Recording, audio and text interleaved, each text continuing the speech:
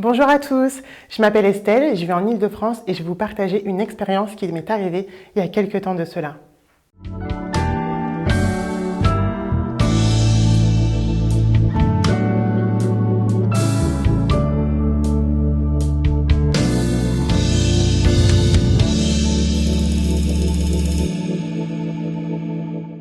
J'étais en voiture et je me suis fait contrôler par la police. Il s'est avéré qu'à ce moment-là, je n'avais aucun papier sur moi. Donc, pas de permis de conduire, pas de pièce d'identité et ni les papiers de la voiture. Et que mon contrôle technique n'était pas à jour. Bon, c'était ma première voiture, j'étais jeune permis, je pensais naïvement recevoir un courrier de rappel. Bref. Ce policier m'informe que ma situation vaut 2 amendes. Donc une pour les papiers et l'autre pour le contrôle technique. Au final, il ne m'en a mis qu'une de 90 € pour le contrôle technique.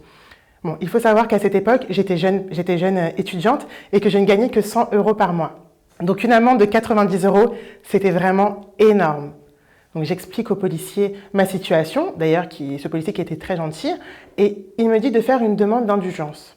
Lorsque je reçois l'amende, donc c'est ce que je fais, je rédige ce courrier, et plusieurs semaines plus tard, même plusieurs mois plus tard, je reçois un courrier qui m'informe que mon amende est majorée à 160 €.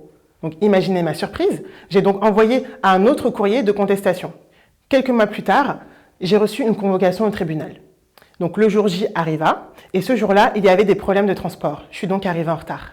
Sur place, j'entre dans la salle d'audience, il y avait environ une vingtaine de personnes convoquées, et les audiences avaient déjà commencé.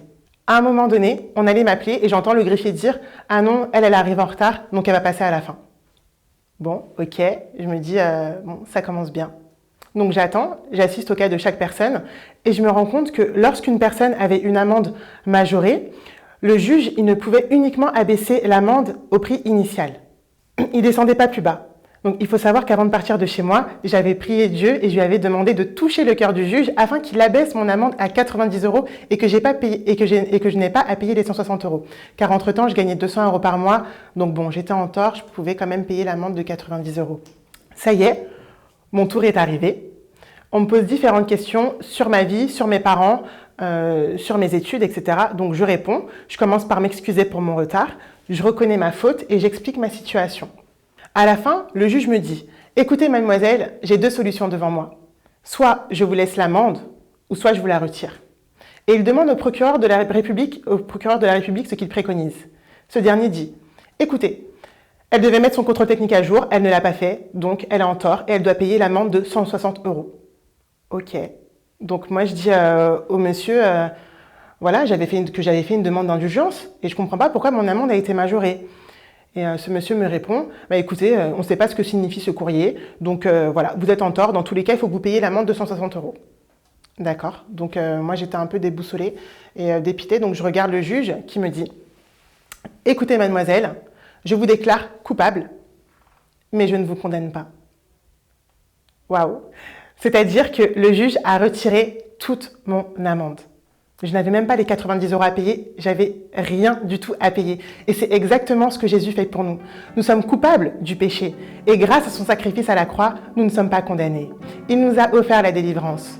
Nous ne sommes pas condamnés à pécher. Il nous a offert la victoire sur le péché.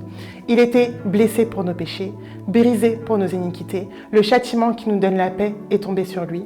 Et c'est par ses meurtrissures que nous sommes guéris. Amen. Je ne sais pas si vous vous rendez compte, mais ô combien c'est magnifique ce que Jésus-Christ a fait pour nous.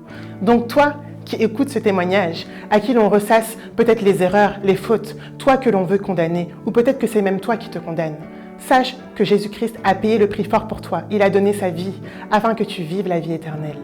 Et à présent, comme à la femme adultère, il te dit, va et ne pêche plus. Dieu est merveilleux. Venez le célébrer. Soyez bénis.